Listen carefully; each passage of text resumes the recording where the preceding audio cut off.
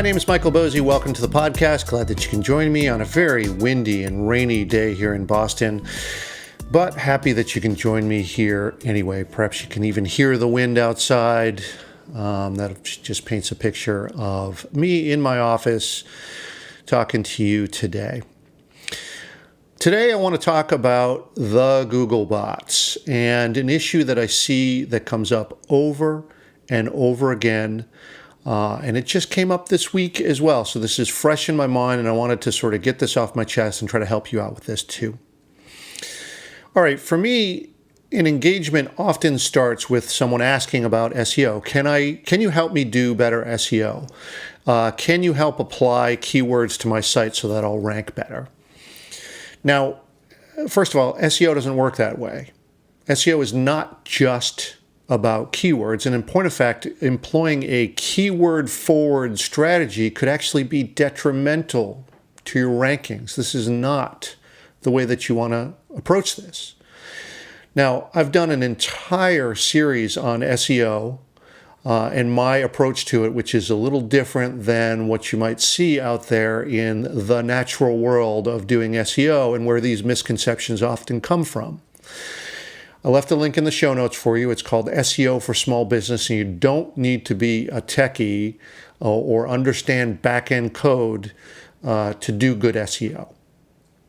All right, back to that client or prospective client question. This just came up this week.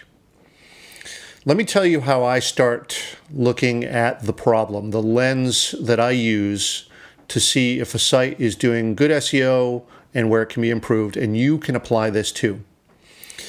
So what I'm going to do is put my Googlebot hat on, and I'm going to be the Googlebot, and I'm going to come to your site, and I'm going to crawl it. I'm going to read the content or scan it in my Googlebot way, and I'm going to try to assess what is the site about, what are you trying to achieve, who are you trying to serve, what questions or problems are you trying to answer for people who are searching, right? That's my role as a Googlebot.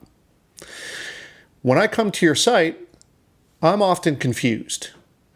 And there are two sources of confusion that can steer me wrong as a Googlebot. The first is site structure, and the second is page structure. Let's look at site structure first.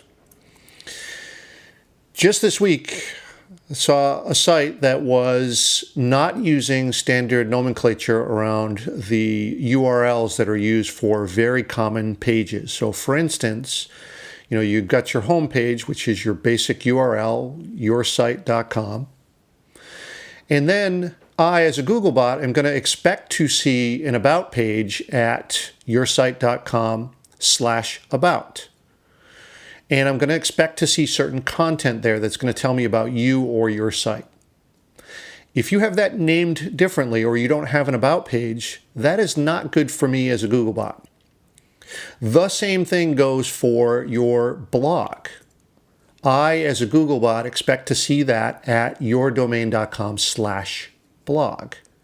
If that's not there and it's under /content or it's under /something else, articles or pieces or posts or whatever, I'll probably figure it out because I'm a very smart Googlebot. But why put up roadblocks? Why try to confuse me by not having the site structure mirror what you're trying to do?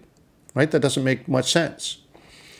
So my suggestion to you as a Googlebot to help you along with this is use these common slugs for the most common pages that are most important. And if you're just starting out, that's going to be, of course, your homepage, your about page, which is often the second most visited page on your site. Your blog posts page should be /blog. And then simple things like /contact and /subscribe. So now I, as a Googlebot, understand what your site is about and how to index it easily. Okay, second thing, page structure. Do you have this in order? One of the first things that I do when I'm not wearing my Googlebot hat and wearing my regular hat, when I'm trying to assess a site, and you can do this too, is to open up these pages in question. And again, it's homepage, about page, blog page, or any blog post will do. And then what I want you to do is to view the source code of that page, right? That's usually Command U or some version of that, depends on the browser. You can find that in your browser window. And view the page code. And you're going to get this page that is just text. It's going to have a lot of messy code in there that you may not understand. You don't have to. But here are the things that I'm looking for when I see this page code. First of all, as a Googlebot, wearing my Googlebot hat again, what is this page about? Is there a title, a meta description? Do you have a clear, declarative statement on what the content is about? Make it easy for me as a Googlebot. Tell me what this page is for. Tell me what this site is for. If it's your homepage, let's see what this site is about right there up front as quickly as you can get to it in a declarative statement. So for my site, which is about content strategy, I want to have a declarative statement. Content strategy is, and then fill in the blanks. I want, when someone puts into a search engine, what is content strategy, or can I learn content strategy, or what can I do to do better content strategy? I want to be the answer to that question. And look, I'm giving you a kind of a flimsy example of my own site, but you have to come up with this on your own. Don't make me guess as a Googlebot. And you want this to be on every single page. So think about your individual blog posts. The title should be an answer to that question. It should be something that helps me as a Googlebot and the user, of course, who's visiting the site, understand what the content's about. Sounds very simple, but a lot of people miss this opportunity. All right, second thing that I see is very common with a lot of sites, especially if you use Squarespace, Wix, or Weebly, is that it takes 200, 300 lines of code to get to the site content.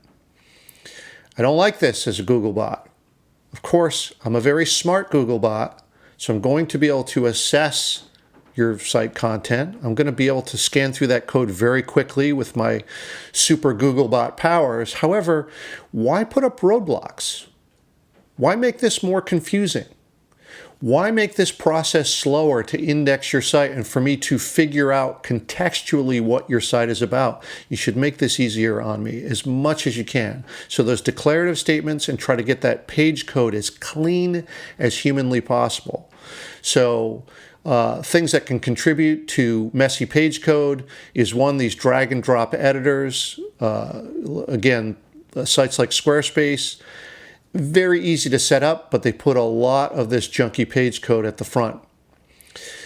Second thing, tons of plugins or a theme for your WordPress site, which is going to just laden down your site with extra code and extra JavaScript.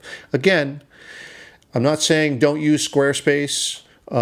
It can be a really good solution for folks to get a site up and running. Same thing with Weebly, same thing with Wix. However, just be aware that it might slow down page loads, which is a big thing for SEO, and it might make it harder on me as a Googlebot in scanning your site. Just go into this understanding that that may be the case. My recommendation is always to start with WordPress. There are a ton of different reasons to do that. I won't get into them all here, but that would be my strong recommendation. All right, I'll stop there for now, but there's two things that I want to mention to you to help you go further with this. One, I have this series on SEO and my approach to it for non-techies. Left that link in the show notes, called SEO for Small Business. Please check that out.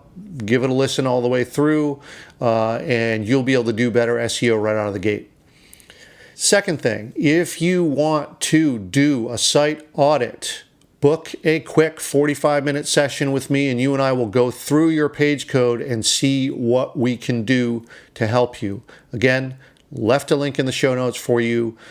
Click the link, book a session, let's go. Probably be the easiest, simplest way to just get you up and running and look at your site in particular so that you don't have to do any guessing. Super simple, right? All right, well, thank you again for listening. I'm going to hang up my Googlebot hat and get back to regular world, and I hope to see you out there. Hit me up on Twitter, leave a comment for me, or call into the show if you use the Anchor app. All right, thanks everyone.